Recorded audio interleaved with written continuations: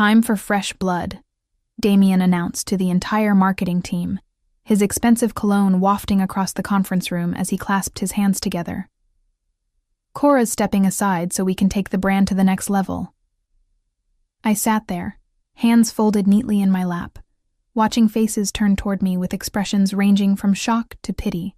12 years of building Blue Flame Kitchen Company from a struggling startup to a household name, and this 30-something marketing director with 3 weeks of tenure was announcing my professional funeral. My name is Cora Summers. At 57, I've spent my entire career in marketing, the last 12 years dedicated to transforming Blue Flame from a small kitchen appliance company in Napa into a nationwide phenomenon. I started when our logo was still a crude sketch on a napkin, and our budget couldn't even cover decent Facebook ads. Now our signature Blue Flame appeared on high-end kitchen appliances in millions of American homes. I'd like to introduce Jasmine Winters, Damien continued, gesturing toward a young woman I'd never seen before.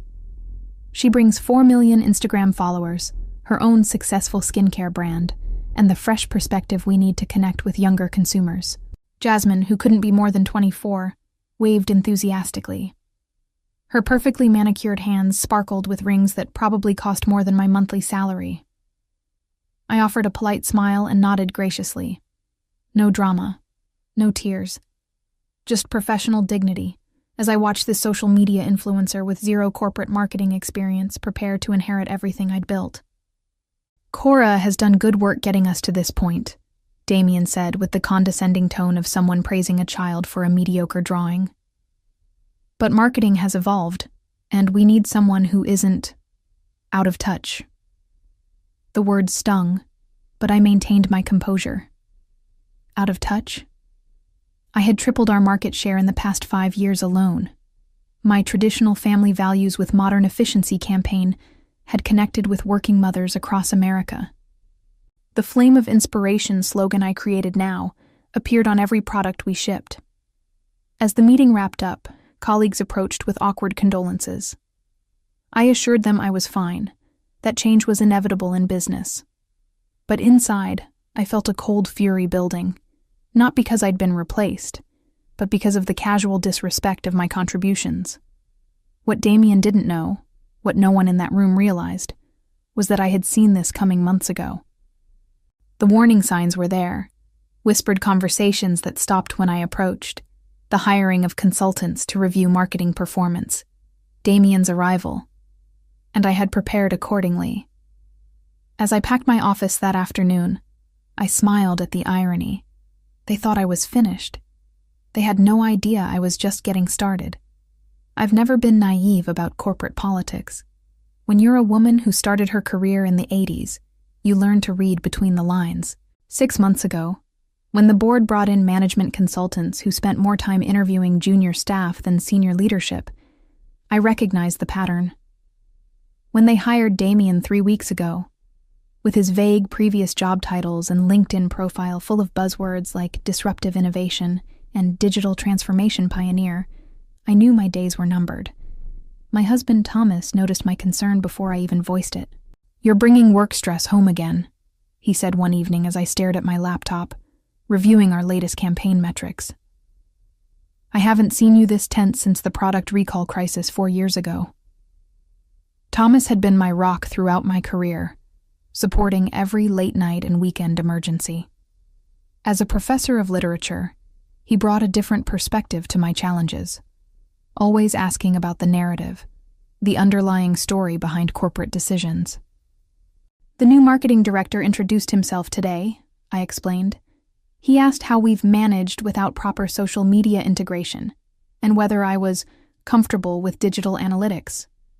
I've been running cross-platform campaigns and analyzing customer engagement metrics since before he graduated college." "Sounds like he's building a case," Thomas observed. "What's your plan?" That was always his question. Never, "How are you feeling?" but "What's your plan?" It was his way of reminding me that I always had options. The next day I called Franklin Johnson, an attorney who had previously advised our company.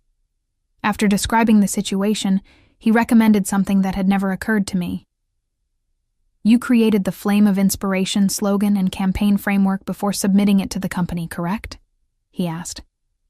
Yes, I confirmed. I developed it at home over a long weekend. The company loved it and implemented it immediately. And there's no work for hire agreement or intellectual property assignment for creative work done outside the office? I checked my contract. There wasn't. Then you should copyright it under your personal name, Franklin advised.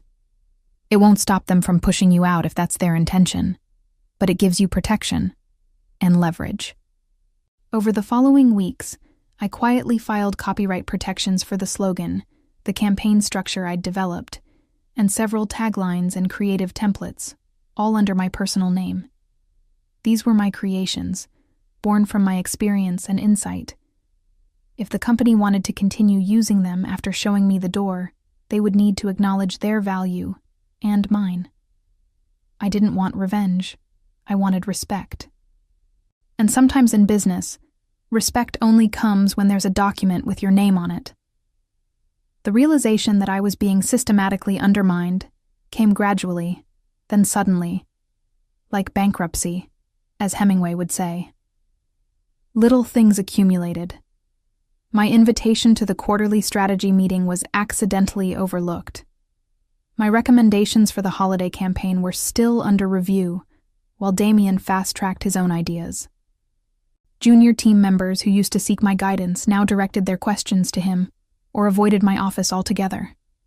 Then came the final confirmation. I overheard Damien speaking to our CFO in the break room. We need to skew younger with everything. Products, messaging, team members, he said, not noticing me in the hallway.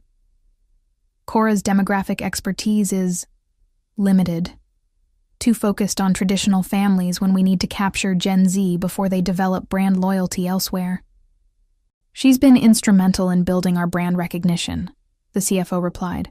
The board might have concerns about... Trust me, Damien interrupted. I've done this before.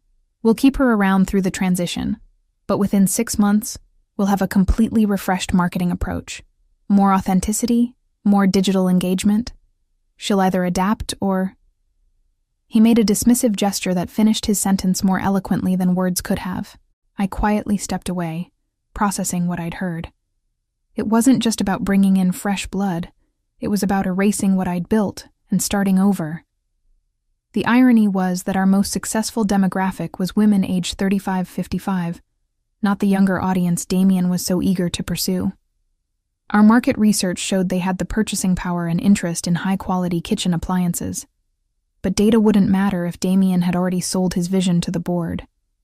That evening, I met with Franklin at his office downtown. Spring rain tapped against the windows as I laid out everything I'd observed. Classic case of ageism wrapped in business speak, he said, leaning back in his chair. Unfortunately common, especially in marketing. I've seen it dozens of times. I've copyrighted the creative elements as you suggested, I said. What's my next move? Wait, he advised. If they're planning to replace you, let them make the first move.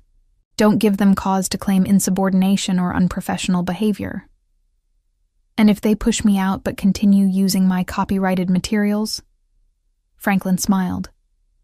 Then we have a very straightforward legal case, and they'll quickly discover the cost of underestimating you. I followed his advice, maintaining professionalism even as I was increasingly sidelined. I watched as Damien brought in consultants from his previous job as he scheduled innovation workshops without including me, as he began referring to legacy marketing approaches when describing campaigns I had created. When the meeting finally came, that terrible gathering where he announced my departure as if it were a mutual decision and introduced my replacement, I was prepared. But preparation didn't make it less painful. 12 years of my life, my creativity, my passion reduced to good work that was now apparently obsolete. I left the office that day without fanfare, but with absolute clarity about what would come next. The 6 weeks after my departure from Blue Flame were filled with a strange mix of emotions. There was grief, the kind that comes from losing something you've poured your heart into. There was anger, too, bubbling beneath the surface whenever I thought about Damien's dismissive tone, or remembered watching Jasmine taking notes in what used to be my office. But mostly, there was anticipation. I knew what was coming. I spent my newfound free time reconnecting with industry contacts, updating my portfolio, and consulting with Franklin about precisely how events might unfold. Thomas encouraged me to take time for myself. "You've earned a break after 12 years. But relaxation felt impossible. I was waiting for the inevitable. It came on a Tuesday morning. Thomas called me into his home office where he was browsing the internet. "They've launched the new campaign," he said, turning his screen toward me. There it was, Blue Flame's bold new direction. The website had been redesigned with more white space and contemporary fonts, but the content was unmistakable. The Flame of Inspiration slogan remained front and center. The campaign structure, my 3-tiered approach highlighting quality, convenience, and community, was intact. They'd even kept my tagline, "Where culinary dreams ignite." The only significant change was the messenger. Jasmine's face appeared throughout the site, demonstrating products in expertly lit kitchen settings. A video showed her explaining how Blue Flame had revolutionized her cooking experience, though I doubted she'd known the brand existed 3 months ago. "They didn't even bother to rename anything," I said, my suspicions confirmed. "They just slapped a new face on my work." Thomas squeezed my shoulder. "Your move, then?" I nodded and called Franklin. The cease and desist letter went out that afternoon, delivered to Damien, the executive team, and the board of directors simultaneously. Franklin's language was precise and unemotional, laying out exactly which elements of the campaign were my copyrighted intellectual property and demanding immediate removal from all platforms. The response came within hours, not from our corporate legal team as I'd expected, but from Damien himself. His email bristled with indignation. "This is a transparent attempt at extortion," he wrote. "All materials were created as work for hire under your employment contract. The company will vigorously defend its intellectual property rights." Franklin forwarded me the message with a single comment. He didn't consult legal before responding. "This works in our favor." He was right. By the next morning, Blue Flame's actual attorneys had reached out requesting an urgent meeting. They weren't nearly as confident as Damien about the company's position. The Zoom call that followed was tense, but professional. I sat in Franklin's office as he calmly explained that the copyrighted elements were created outside of work hours, prior to submission to the company, without any specific work-for-hire agreement covering such activities. He presented the copyright certificates with their filing dates, all preceding my departure by several months. "Ms. Summers is open to licensing these materials," Franklin concluded, "but continuing to use them without agreement constitutes willful copyright infringement, with potential statutory damages of up to $150,000 per work infringed." The company's lead attorney, Eleanor, asked for time to confer with the executive team. Her expression told me everything. They hadn't expected this complexity. They'd assumed anything I created automatically belonged to Blue Flame. "Of course they did," Thomas said when I recounted the meeting that evening. "They thought they owned you. So naturally, they thought they owned your ideas too. I didn't want to destroy what I'd built, but I needed them to understand that discarding me didn't mean they could keep the best parts of my work without acknowledgement." The company had 24 hours to respond before we filed a formal infringement claim. As I waited, I wondered whether Damien had bothered to investigate what out of touch really meant. The following day passed without word from Blue Flame. Franklin advised patience, but by evening my nerves were frayed. I kept checking my phone, expecting a call that never came. Thomas suggested dinner at our favorite Italian restaurant to distract me, and I reluctantly agreed. We were halfway through our pasta when my phone finally rang. The screen displayed a name I hadn't expected: Vivian Harper, Blue Flame's board chair. "I need to take this," I told Thomas, stepping outside onto the restaurant's patio. "Cora," Vivian began, her normally confident voice sounding strained. "I hope I'm not interrupting your evening." "Not at all," I replied, watching through the window as Thomas ordered another glass of wine. "How are you, Vivian?" "Honestly, dealing with a situation that should never have happened. I've just come from an emergency board meeting regarding your copyright claim. My heart pounded as I waited for her to continue. The board was never informed about your departure, she said. Damien told us you had chosen to retire and were helping with the transition. When we received your cease and desist letter, well, it raised some significant questions. I absorbed this information silently. So Damien had lied not just to the team, but to the board as well. Our legal team has reviewed your claim, Vivian continued. They believe you have a strong position. The campaign has been pulled from all platforms while we determine next steps. I see, I said, maintaining my professional tone despite the surge of vindication I felt. Cora, you built this brand. Your marketing vision defined Blue Flame. The board recognizes that and values your contribution. She paused. We'd like to discuss options for moving forward that could benefit both parties. I'm listening, I said. We're proposing a licensing agreement for your copyrighted materials, with appropriate compensation. Additionally, we'd like to offer you a position as Chief Brand Officer, reporting directly to the board, not to Damien. The offer took me by surprise. Chief Brand Officer was a promotion, with greater authority than I'd previously held. What about Damien? I asked. His judgment is under review, Vivian said diplomatically. I could read between the lines. His days were numbered. And Jasmine? Her contract is being reassessed. The early metrics from her campaign launch were not what was promised. I gazed across the street, watching traffic pass as I considered the offer. 6 weeks ago, I would have accepted immediately, grateful for the recognition. Now, I wasn't so sure. I appreciate the offer, Vivian. I'll need time to consider it. Of course, she said, but please know that the board values your expertise. What happened was a serious misstep that doesn't reflect our appreciation for everything you've built. After we hung up, I returned to Thomas, who raised an eyebrow expectantly. They pulled the campaign, I explained, and offered me a promotion to Chief Brand Officer, reporting to the board. Congratulations, he said, raising his wine glass. Though I'm guessing from your expression that you're not accepting. He knew me too well. During my weeks away from Blue Flame, I'd received calls from several companies interested in my expertise. One in particular, KitchenCraft, a smaller but rapidly growing competitor, had made an intriguing offer. I'm meeting with KitchenCraft tomorrow, I said. Their CEO wants to discuss an executive position. Thomas nodded. A fresh start might be what you need. Somewhere your value won't be questioned. I took a sip of wine, contemplating the irony of the situation. Damien had pushed me out seeking fresh blood, only to find himself in a precarious position. Meanwhile, I potentially had multiple executive-level opportunities to choose from.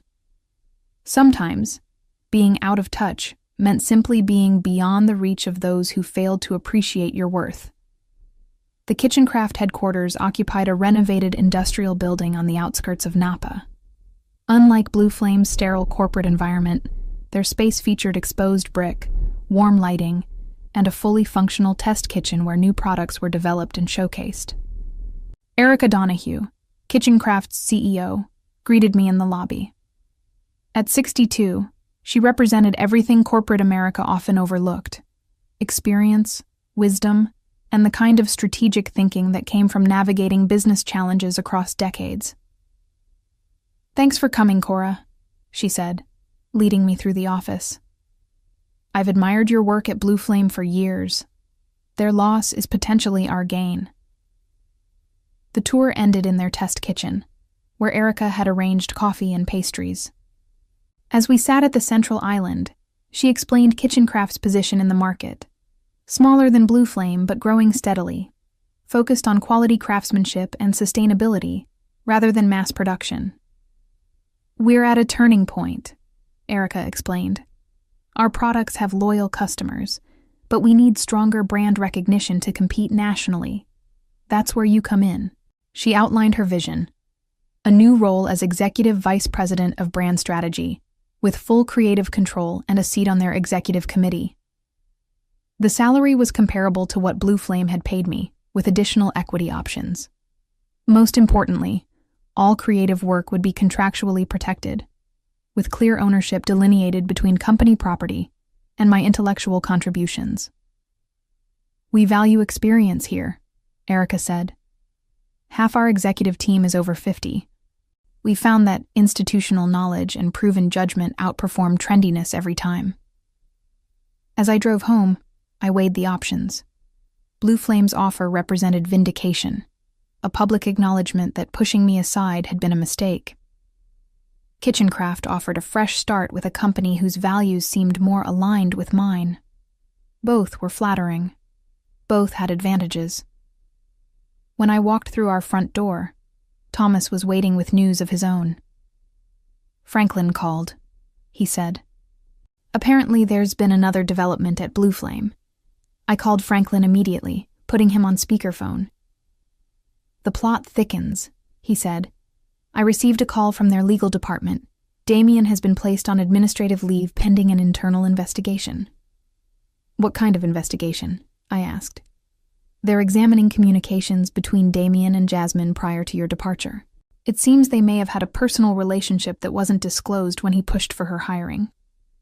I shook my head, thinking of how Damien had preached about authenticity, while potentially orchestrating my replacement for personal rather than professional reasons.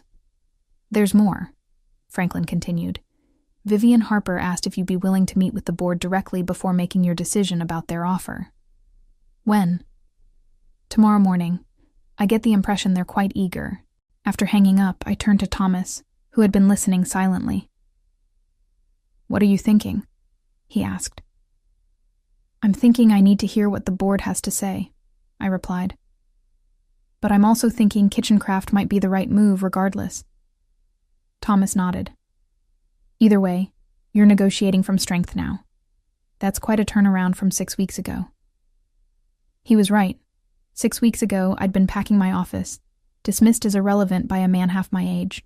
Now I had multiple executive opportunities, and the satisfaction of knowing my strategic foresight had paid off. The next morning, I dressed carefully for my meeting with Blue Flame's board, a navy blue suit that projected confidence without appearing unapproachable. As I fastened my grandmother's pearl earrings, I thought about how this day might unfold. Whatever happened in that boardroom, one thing was certain. I would never again allow anyone to underestimate the value of my experience. Age wasn't a liability. It was my greatest asset. And after today, everyone involved would understand that. The Blue Flame boardroom felt smaller than I remembered. 10 people sat around the polished table, with Vivian at the head. Damien's seat was conspicuously empty. I recognized most of the faces, people I'd worked with for years, who had apparently been unaware of how I'd been pushed aside until legal issues forced it into the open. "Thank you for meeting with us, Cora," Vivian began. "We wanted to speak with you directly, without intermediaries." I nodded, maintaining a professional composure despite the tension in the room. "I'll be direct," she continued. "Damien misrepresented several situations to this board. He claimed you had chosen to retire. He portrayed the Jasmine Winters hire as a strategic partnership rather than a replacement. And he assured us that all marketing materials were unquestionably company property." One of the other board members, Harold, leaned forward. "The campaign has been completely pulled. Our social media accounts are dormant. The influencer contract is suspended. And our Q2 product launch is now without marketing support. Frankly, we're in a difficult position." "I understand," I said simply.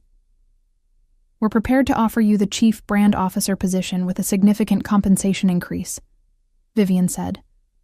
"Additionally, we'll purchase your copyrighted materials outright at market value, with full attribution in all future uses."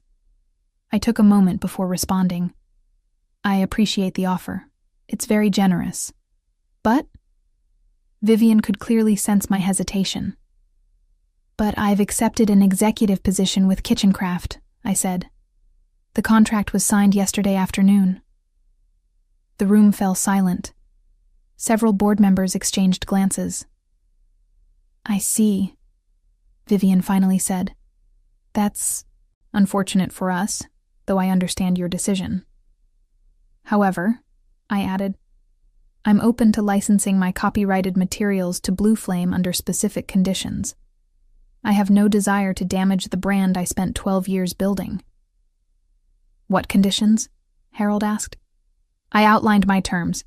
A 3-year licensing agreement at fair market value, with my name credited in all uses of the materials, and one more stipulation that caused visible surprise around the table. I want the company to establish a mentorship program for marketing professionals over 45, I said, with dedicated resources for mid-career development. 3 months later, I stood in Kitchencraft's conference room, reviewing our new brand strategy with the marketing team. My office wall featured framed copies of marketing trade publications with headlines like Kitchencraft's Strategic Coup and Blue Flame's Brand Crisis, a lesson in respecting institutional knowledge. The transition had been smoother than I anticipated. Erica's team welcomed my expertise, and without the need to fight for recognition, I found myself more creative and energized than I'd been in years. Meanwhile, the developments at Blue Flame had played out publicly and painfully. Damien had been terminated after the investigation revealed he'd been dating Jasmine for months before hiring her. A clear conflict of interest he'd hidden from HR and the board. Jasmine's contract had been terminated as well, with her final Instagram post about the situation causing additional PR headaches for the company. The mentorship program I'd required as part of my licensing agreement had launched with significant industry attention. Several marketing professionals over 50 had been hired specifically for their experience in traditional media integration, something Blue Flame had nearly abandoned in their rush to appear cutting edge. Most satisfyingly, the board had restructured their marketing department entirely, implementing new policies that emphasized balanced teams with mixed generational perspectives. Your strategy is working beautifully, Erica commented after reviewing our latest market share numbers. We've gained 3 percentage points against Blue Flame in just 1 quarter. We're just getting started, I replied. Wait until our holiday campaign launches. That evening, Thomas and I celebrated our wedding anniversary at home, raising glasses to new beginnings. To being out of touch, he toasted with a smile. May we always be beyond the reach of those who don't recognize true value, I responded, clinking my glass against his. Experience may be impossible to counterfeit, but its worth is undeniable to those wise enough to recognize it. I smiled at the thought that being pushed aside had actually led me to where I truly belonged, a company that valued wisdom as much as innovation, where my years of experience weren't just tolerated but celebrated. Sometimes the best revenge isn't about getting even, but about finally finding your rightful place.